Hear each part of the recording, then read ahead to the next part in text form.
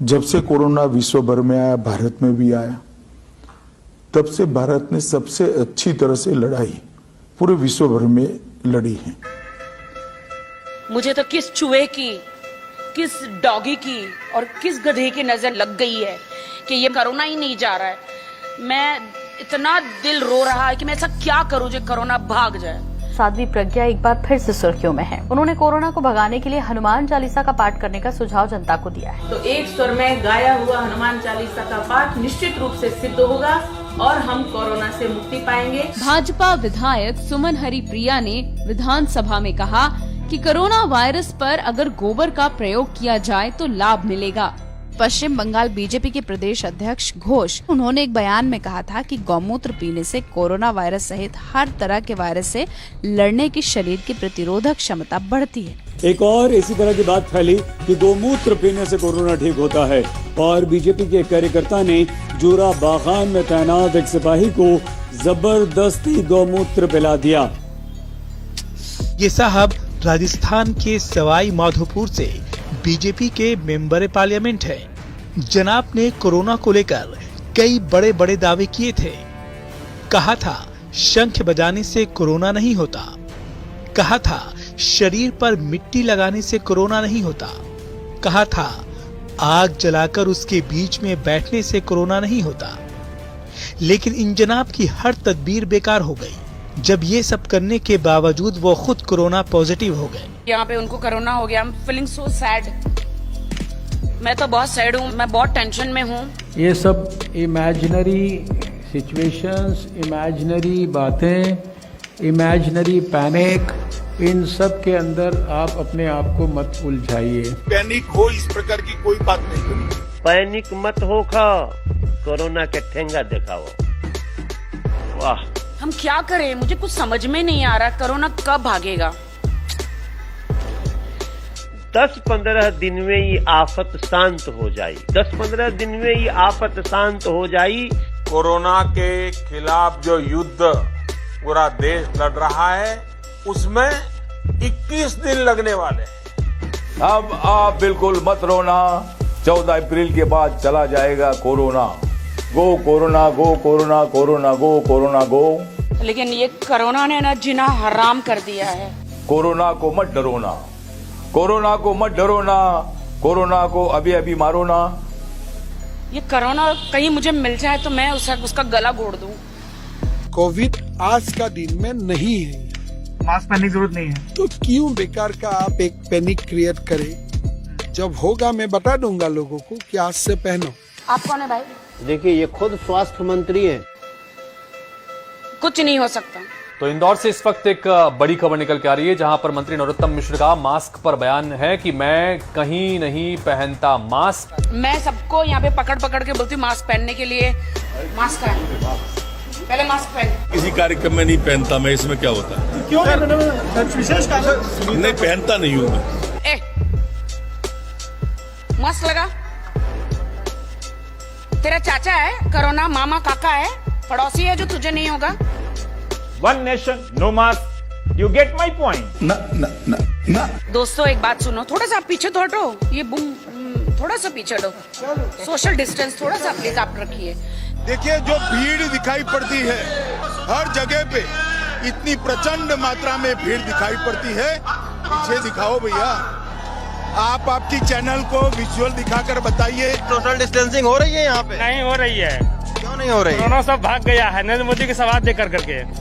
अच्छा, मैं आज आपको एक शिकायत करना चाहता हूँ। करूं?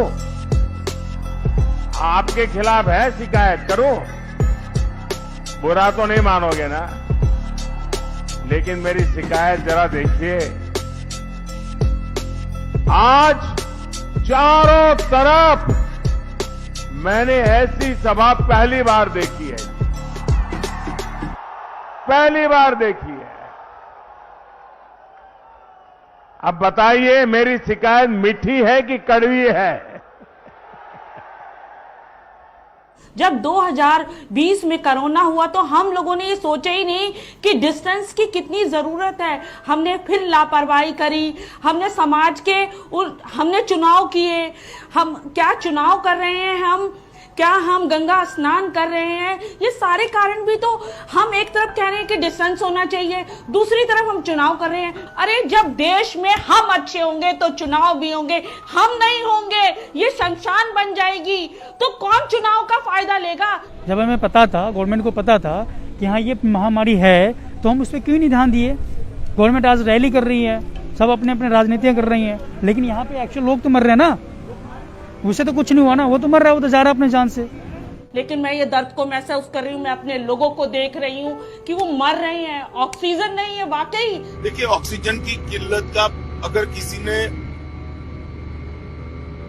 पॉलिटिकल रोना धोना है तो मैं इसको रोक नहीं सकता। सिचुएशन बहुत खराब है, ऑक्सीजन सिलेंडर्स नहीं है लोगों के पास, एक एक सिलेंडर पे 10-10 लोग हैं यहाँ पर। आपको समझ में आ रहा है? 1/10 एक सिलेंडर से 1/10 10 लोगों को जा रहा है। मेरे सामने कम से कम 7-8 मौतें तो बिना ऑक्सीजन के हुई हैं, कि ऑक्सीजन था ही नहीं, और डॉक्टर अपना काम ठीक कर रहे हैं। वो एक चैम्बर में से 6-6 लोगों को ऑक्सीजन दे रहे हैं ताकि सबकी जान बचे, और बेड खाली और भेज भी रहे हैं। पर सारी किल्लत यहाँ पे क्या है कि ऑक्सीजन की बहुत ज्यादा कमी है।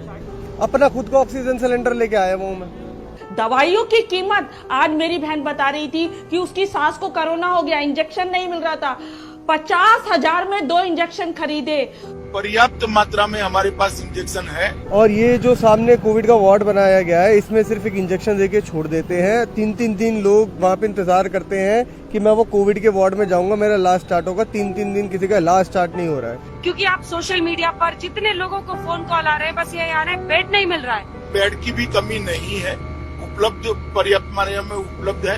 कल रात को हम कम से कम 15-20 दिल्ली के हॉस्पिटल में घूमे, कहीं एडमिट नहीं करा। सारा पैनिक है, कहीं पर और जगह है नहीं। प्राइवेट हॉस्पिटल जाओ तो 2-2, 2.5 लाख रुपए मांगते हैं, कौन देगा इतने पैसे? हम कहाँ जाएं अब पेशेंट को लेके?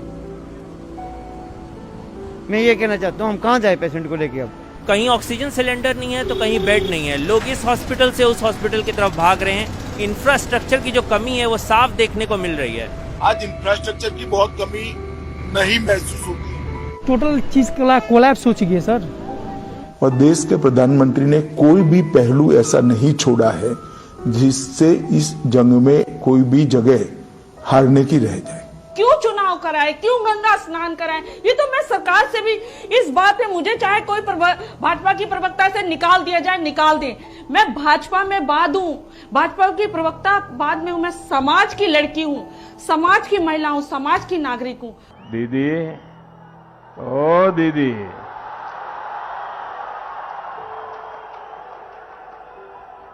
देखिए दीदी, ओ दीदी जी, कि धुंधमय आकाश का मौसम है मेरे देश में, और मौत के सहवास का मौसम है मेरे देश में। और शोर कैसा भी हो सुनने में नहीं आएगा अब, और इस कदर उल्लास का मौसम है मेरे देश में। और चुप रहो या कीर्ति गाओ, और तुमको पूरी छूट है, और अब खुली बकवास का मौसम है मेरे देश में। मैं मोदी जी को ब्रह्मा विष्णु महेश कहूंगी, बिकॉज ही रॉक्स।